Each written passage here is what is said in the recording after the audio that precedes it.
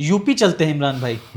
उत्तर प्रदेश में अभी तो यही लग रहा है कि बीजेपी बहुत मजबूत है, और आपको क्यों ऐसा मुझे तो लग रहा है जो ग्राउंड है उसको देखकर, अगर आपको भी लगता है कि बीजेपी मजबूत है तो क्यों?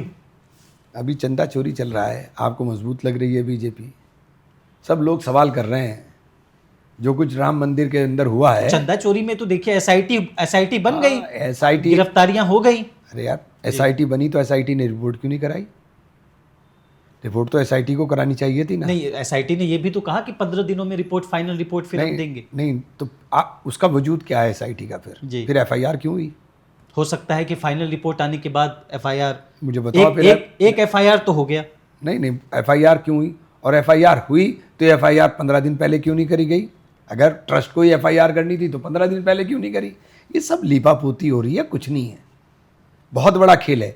कहते हैं 16 करोड़ लोगों ने दर्शन किए, 16 करोड़ लोगों ने दर्शन किए। मैं कह रहा हूं कि 200 किलो चांदी छोड़ दो, जेवरात छोड़ दो, ठाकरे साहब का कहते हैं कि 1 करोड़ रुपया दिया, वो छोड़ दो। 100 रुपये दिए एक आदमी ने, 100 रुपये कितने बैठ गए? 1600 करोड़ रुपए। जी। दो हिसाब कहाँ है? तो आप कह रहे हैं कि बहुत बड़ा चंदा चोरी के पीछे बहुत बड़ा स्कैम है, बहुत बड़ा स्कैम है। जो अखिलेश जी ने बोला है, जो हमारे अध्यक्ष अजय राय जी ने बोला है, चूँकि मेरा ज़्यादा बोलना मुनासिब नहीं है, और जो संजय सिंह जी ने बोला है, डॉक्यूमेंटेड प्रूफ दिए हैं, उसके बाद कोई गुंजाइश नहीं है। संजय सिंह तो काफ़ी दिनों से इस मुद्दे को उठा रहे हैं। सब चीज़ें दी उन्होंने। चंपत राय जी ने कल इस्तीफा दे दिया। अब इस्तीफा दिए तो क्या दिए? तो आपको क्या लगता, आपका कहना है कि इस्तीफा देने से चंदा चोरी खत्म? तो नपेंद्र मिश्रा जी ने कहा कि डकैती हो रही है, तो उन्होंने बयान दिया था, तो ये सब खत्म हो जाएगा। तो आपको क्या लगता है कि चंपत राय की गिरफ्तारी होनी चाहिए? मुझे नहीं पता, ये तो योगी जी जाने, योगी जी को फैसला लेना है। और देखिए, क्या चंदा चोरी के तार जो हैं दिल्ली तक जुड़े हैं? मुझे नहीं पता। देखिए, मैं कोई इन्वेस्टिगेटिंग एजेंसी नहीं हूँ कि मैं बताऊंगा। ये तो देश जानना चाह रहा है। आप लोग तो आजकल सारी टीवी चैनल के ऊपर सुबह ही चंदा चोरी चल रही है, तो लोगों को समझ में आ रहा है कि कुछ ना कुछ तो है, कहीं ना कहीं से तो डायरेक्शन है, वरना टीवी चैनल वाले इतना दिखा दें, सवाल ही नहीं पैदा होता। तो आपको लग रहा है कि ये बहुत बड़ा गेम है, बहुत बड़ा घपला है? हाँ, और क्या।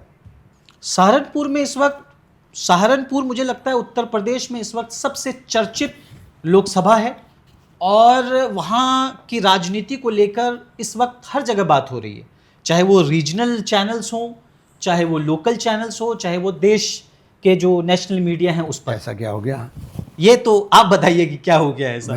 तो सहारनपुर चर्चा में क्यों? चर्चा में मुझे बताएंगे ना तो जवाब दे पाऊंगा मैं। सहारनपुर चर्चा में इसलिए है कि इमरान मसूद साहब ने कहा है कि मैं शहनवाज को भी चुनाव लड़ाऊंगा और किसी भी हाल में लड़ाऊंगा। तो इसमें कोई मैंने नई बात तो कही नहीं भाई जी। 2017 में जब अलायंस था, तो 2017 में अखिलेश जी मुख्यमंत्री थे, 5 सीटें जब भी लड़े थे, मैं एमपी भी नहीं था तब।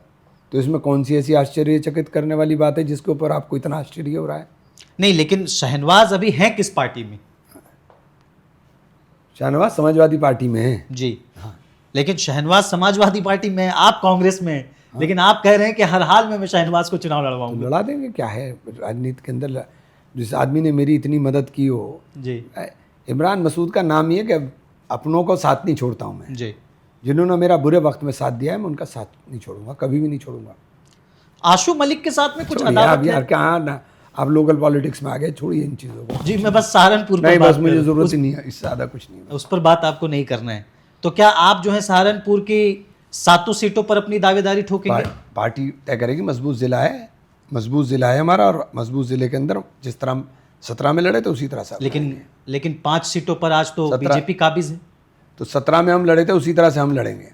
तो आप अगर, चलिए अपने सहारनपुर के बारे में ये तो बता सकते हैं इमरान भाई कि 5 सीट हो या 6 सीट हो या 7 सीट हो, जो भी हो, क्या कांग्रेस सभी सीटें जीतेगी या गठबंधन सभी सीटें जीतेगी? ये तो आप कह सकते हैं अपने क्षेत्र के बारे में। सभी जीतेंगे इंशाल्लाह, सातों सीट जीतेंगे। 7 सीट जीतेंगे, ये एकदम लॉक है इंशाल्लाह कि सहारनपुर क्लीन स्वीप होगा इंशाल्लाह। इमरान मसूद का बड़ा दावा है।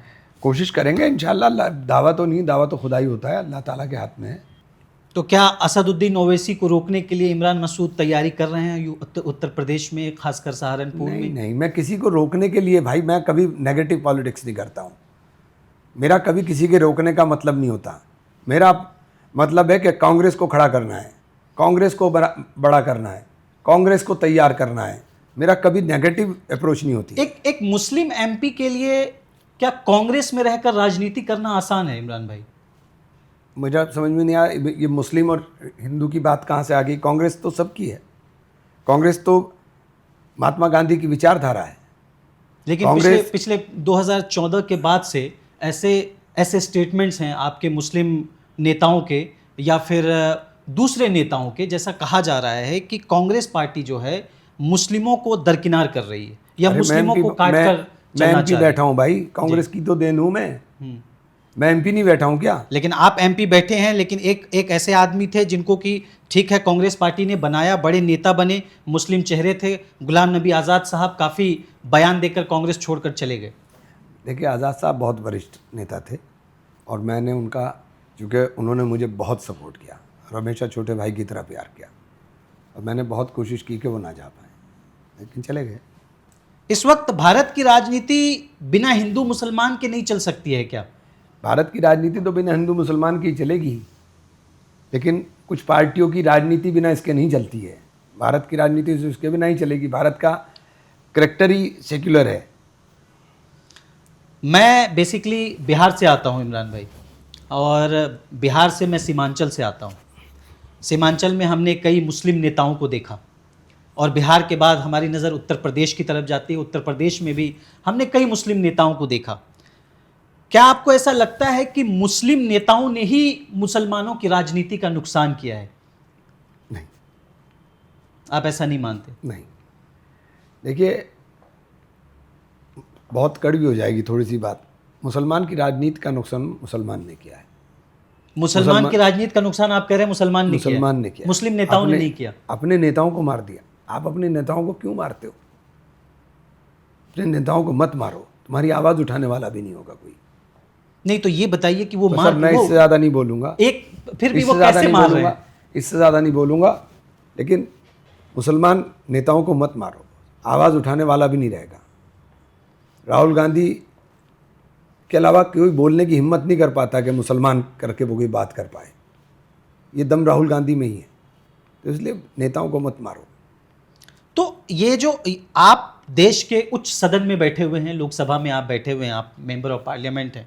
मुझे लगता है कि मेंबर ऑफ पार्लियामेंट में भी आप ऐसे मेंबर ऑफ पार्लियामेंट हैं जिनका एक वकार है, इनका एक वजूद है। इमरान मसूद को लोग सुनते हैं, उनकी बातों को लोग सुनते हैं। तो इमरान मसूद अपने मुस्लिम जो कम्युनिटी है उसको क्या मैसेज देना चाहेंगे? जो इमरान मसूद कह रहे हैं कि मुस्लिम जनता ने नेताओं को, अपने नेताओं को मार दिया। मुस्लिम कम्युनिटी को सिंपल मैसेज है मेरा कि सेकुलरिज्म का झंडा मजबूती के साथ पकड़े रखिए। मुसलमान का सेकुलर होना मुसलमान के सर्वाइवल के लिए सबसे ज़्यादा जरूरी है। तो इस वक्त आपका कहना है कि मुसलमान सेकुलर नहीं है? मैंने अब आपको पूरी बात या तो मेरी सुने आप। जी बिल्कुल बिल्कुल। सेकुलर होना मुसलमान के सर्वाइवल के लिए बहुत ज़रूरी है जी। अब उत्तर प्रदेश में लड़ाई हुई जी, आवाज़ आ रही है कि मुख्यमंत्री बना दो मुसलमान। कहाँ से बना दो मुख्यमंत्री मुसलमान? कौन सा तरीका है बनाने का? हाँ, इसको कर करके बीजेपी को ताकत दे दो, बीजेपी इस नारे को लगा और बीजेपी मजबूत होकर के खड़ी हुई है। मुसलमान बीजेपी को नहीं हरा सकता। ये बात मुसलमान को समझ लेनी चाहिए कि मुसलमान से बीजेपी नहीं हारेगी। बीजेपी को हराने के लिए सेकुलर हिंदू साथी हमारे सामने खड़े होंगे, उनके साथ हाथ मिलाकर ही हम बीजेपी को हरा पाएंगे। तो ये जो नारा लगाने वाले लोग हैं ये आपके हमदर्द नहीं हो सकते। जो हमारे बीच में आकर के सेकुलरिज्म की बात करे आपका हमदर्द वो हो सकता है। कम्युनल बात करने वाला आपका हमदर्द, आपका मीत नहीं हो सकता। ये बात मुसलमान को समझनी चाहिए। और सरकार नहीं बनती तो उसका खामियाजा सबसे ज़्यादा मुसलमान उठाता, कोई दूसरा नहीं उठाता। तो क्या इस वक्त मुसलमान जो है सिर्फ एक वोट बैंक बनकर रह गया है? वोट बैंक लोग समझ रहे हैं ना, मुसलमान ने अपने आप को वोट बैंक खुद ही। देखिए बीजेपी ने तो मुसलमान को दूध में से मक्खी की तरह बाहर कर दिया, और अब आपकी अगर ये समझ में नहीं आ रहा, उसके बाद भी आप कम्युनल बात कर रहे, तो फिर आप बताइए वो आपकी हमदर्दी कहाँ हो गई? वो आपका हमदर्दी नहीं हो सकता है जो कम्युनल बात कर रहा है। तो आप आपको क्या लगता है कि जो मुसलमानों के आसपास जो चीज़ें होती है, चाहे वो मॉब लिंचिंग हो, चाहे वो अन्य किसी तरह की घटनाएं हों, चाहे वो गाय के नाम पर मार देना हो, मॉब लिंचिंग ही है वो, तो क्या इसमें जो लोग राजनीतिक रोटियां सेकते हैं, आपको क्या लगता है वो मुसलमानों को बरगला रहे हैं या फिर कौन वो हक रोटियां बात कर रहे हैं? देखिए, कौन सा ऐसी मॉब लिंचिंग है जिस पे हम नहीं बोले? जी, मंदिरों के ऊपर, मस्जिदों के ऊपर बुलडोजर चला, कौन सी जगह है जो हम नहीं बोले?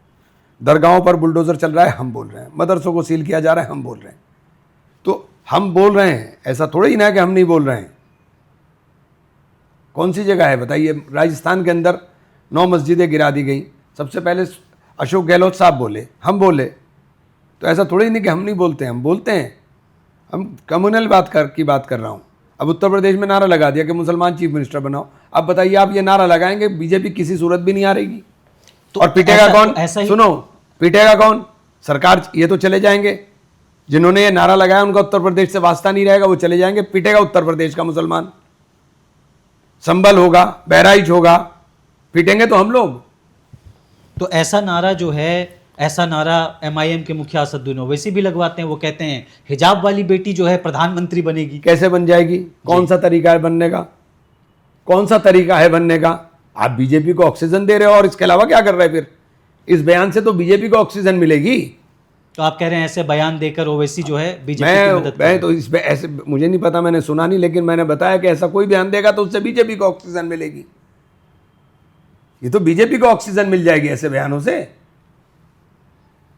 अगर आपको पूरे देश के मुसलमानों से एक बात कहनी है तो इमरान मसूद क्या कहेंगे? कांग्रेस का हाथ मजबूती के साथ थाम लीजिए। कांग्रेस ही भारतीय जनता पार्टी को हरा सकती है, इसके अलावा कोई विकल्प नहीं है। यानी आप कह रहे हैं पूरे देश के मुसलमानों को एकजुट होकर मुसलमानों को नहीं, कांग्रेस मैं की तरफ- सबकी बात कर रहा हूं। अच्छा, मैं मुसलमानों की बात नहीं कर रहा, मैं सबकी बात कर रहा हूं कि कांग्रेस का हाथ मजबूती के साथ थाम लीजिए। अगर आपको लड़ाई लड़नी है ईमानदारी के साथ, तो राहुल गांधी का हाथ मजबूती से थाम लीजिए, वही इनको हरा पाएंगे।